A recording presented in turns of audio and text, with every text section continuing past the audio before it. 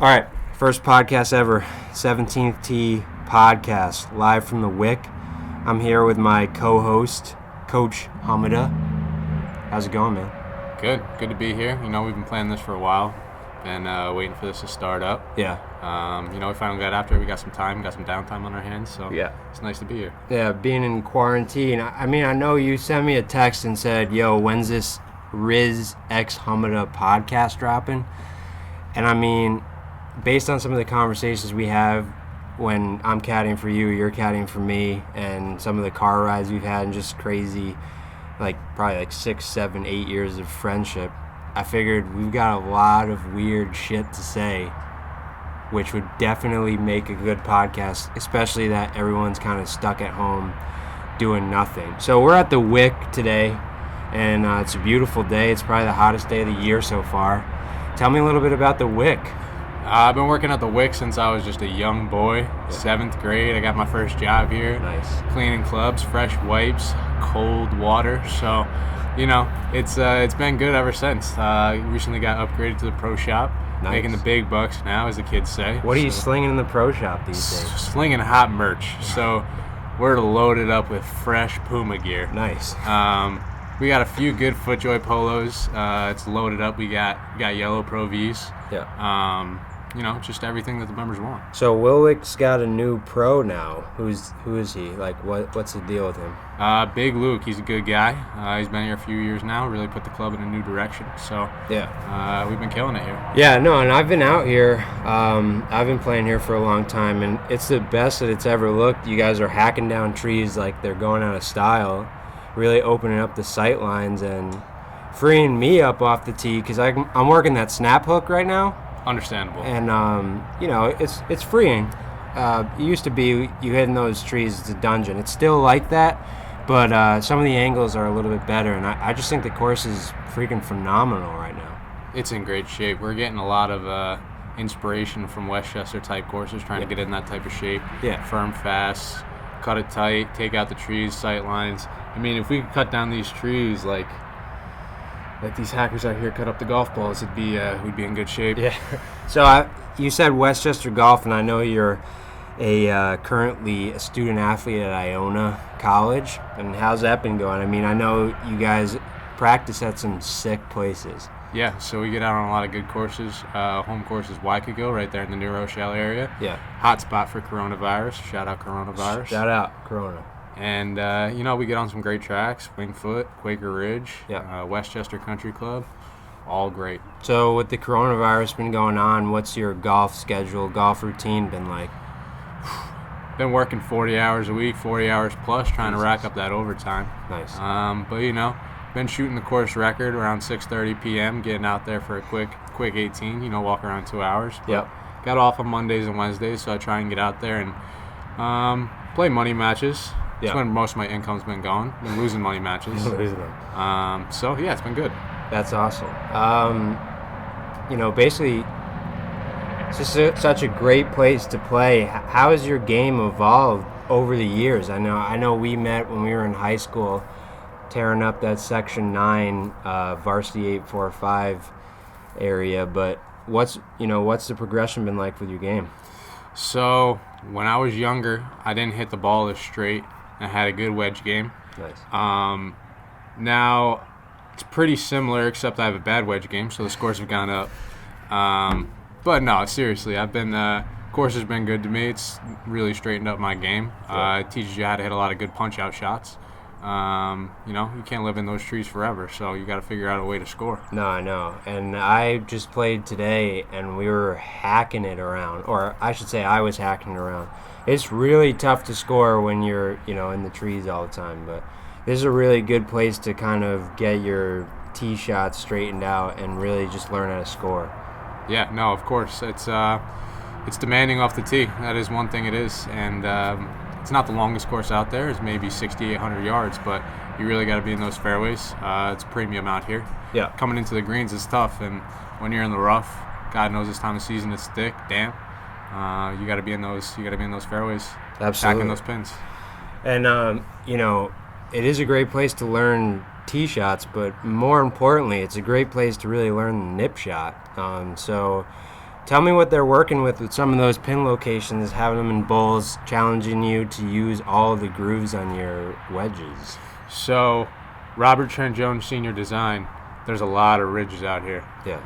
I sharpen my grooves twice a week. I got to make sure they're hot out here. I've been ripping covers off of Pro Vs for years now. It's good to see these fairways cut tight. You really get under the ball, really nip it hard. Yeah. Been working closely with our superintendent. Shout out Big J. He's a homie. Been working with him, sticking pins on ledges, getting them in bowls, trying to just rip shots back off of greens. Yeah. Bunkers out here are pure too. Got a little bit of rain yesterday, so they're damp, ready for some hot nippers. There's some good pins out here today too. I know that pin on one is spicy, right in the front of that green. There's that huge slope to the left. Yeah. Get in that bunker. Not that you try and get in that bunker on purpose. I mean, you only got a wedge in your hand, but every 3 out of 5 times I'm probably in that bunker. And you give yourself a good lie. Rake clean in place out here in these bunkers right now. No rakes. So, just trying to work on the nip shot, throwing them off ridges, getting that spin up. Yeah, I don't know if this is a direct quote, but I think you once told me when you have a wedge in your hand, you're not so much concerned with how close you're going to hit it, but more how hard you're going to spin it. Right. And, to a non-golfer or to a golfer that actually wants to play really good, that might not make a lot of sense. But to casual guys like us, just going out there hitting hot steamers, I kind of see where you're coming from. But speak a little bit more on that and on that topic and what you really like to think about over a nip shot, especially from like that 100 to 120 yard range. And those greens are nice and damp and stuff. I mean, it's always fun to go out and shoot 74. I mean, anybody can hit a releasing wedge shot. But at the same time, you got to go out there. You got to expect to shoot 79 plus, and you just got to rip the cover off the ball. I mean, realistically, most people are going out there, I'm going to punch this shot, I'm going to do this, I'm going to do that, I want control. It's terrible. It's a terrible thought. It's a bad swing thought. You just got to get up there, and you got to think about getting on the back of that ball and ripping the cover off it, because there's always 20 feet behind the pin. They're not stuffing pins in the back of greens out here. You got green to work with. It's soft. You just got to attack these things, throw it maybe 20, 25 feet, play that extra 8 yards. Yeah. I mean, the green depths here are fantastic. I mean, average green depth's about 28 paces. So you got pins all over the place out here. You could just throw low hooks in there.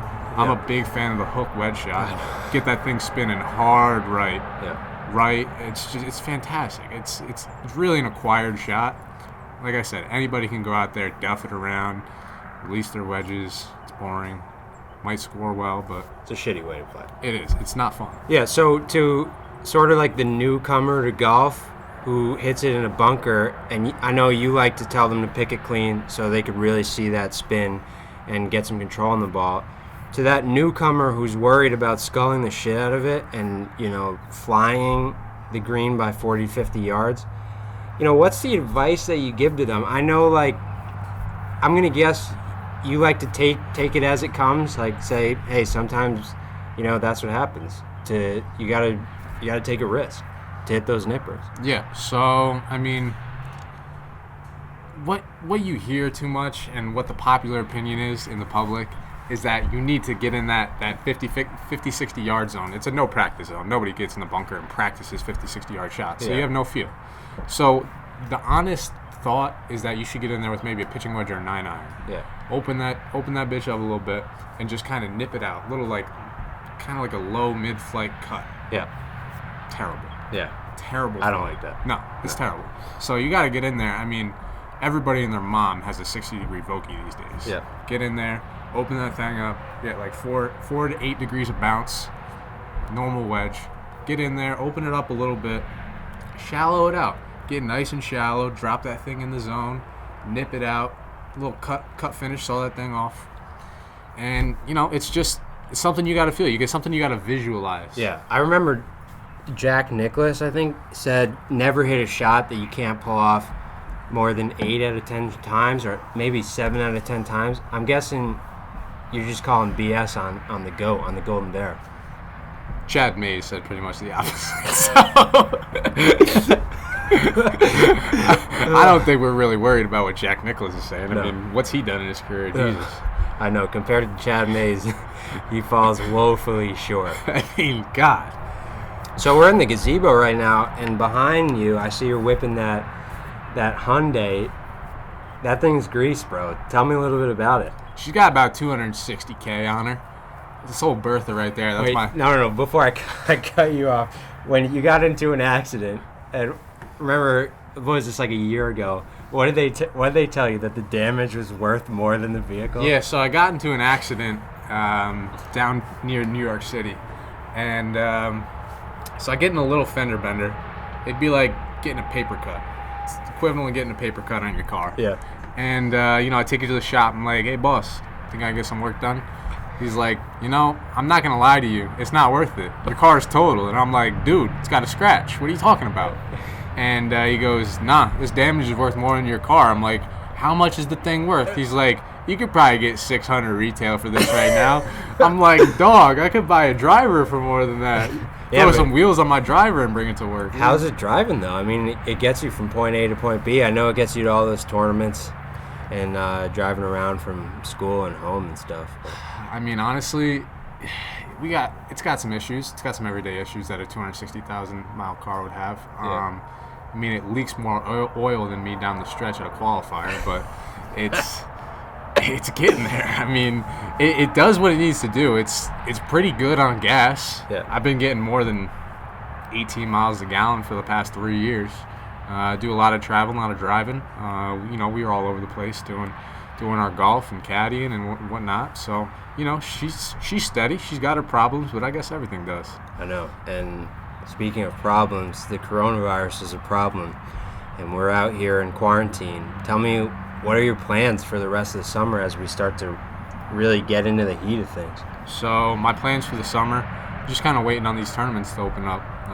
Excited to play some tournament golf again. Want to just get back out there in the heat of competition. I love the steaming hot competition that we got around our area. So It's just, we got a lot of good players. I want to get out there. I want to test out my new icons. Pretty excited about that. I got some fresh Peter Millar shorts that might be a little tight on me. I've been eating too many potatoes, but I mean, that's besides the point. Yeah, and I got this hot steaming bag coming in from Titleist.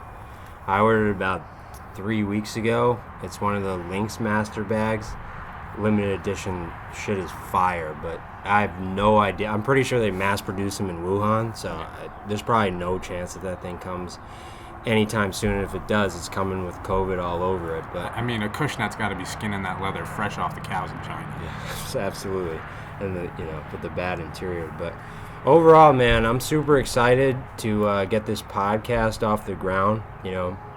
Something that we've been saying to do. I know the first couple episodes are going to be hot dog shit. That's sort of just how it works. But I think the hardest part about it was taking the first step. And today we did it. We got under the gazebo, fired up the camera, and we just got after it. And I'm hoping that we could do this more going down the stretch. I mean, have more relevant things to talk about. Yeah, no, it's tough right now. I'm glad we got this going. It's just we've been talking about it for a long time. We always talk about the most random shit. So to get it on camera and just get chatting about it, it's good. We're gonna have some good conversations. Yeah. We got a lot to talk about, a lot of bullshit that needs to come on to come also, on the camera. Shout out Nathan Hahn. Shout out Nathan Hahn. Yep. Oh my God. Yeah, he came in hot today. Fired about probably even par. Played well. He's 98 pounds soaking wet, but he hits the crap out of the ball. I mean, he blew away the Vegas odds. Vegas odds had him 78.5. I took the over. I hammered the over. Yeah. I didn't think that kid had a 79 bag ever, but shout out Columbia's finest. He's killing it. Yeah. His haircut was suspect, though. Yeah. That boy needs to see the barber. Yep, absolutely. But overall, I'm excited to get it off the ground. I know we have a second episode coming up featuring the Phenom. Yep. Justin Lane. Second episode coming hot down the barrel. Yep. I think he's like an 8-time Hurricane champ, but that's, as you said, more like an 8 handicap, but that's besides the point. That is neither here or there. But thanks everyone for tuning in to our first official podcast. I know it's a hot mess, but stick with us because it's only going to get worse as we go on. No, of course it's going to be terrible. Not as bad as this shot I'm about to witness on the 13th fairway here at Augusta, but we're going to enjoy it. We're going to have a good time. So absolutely. Peace.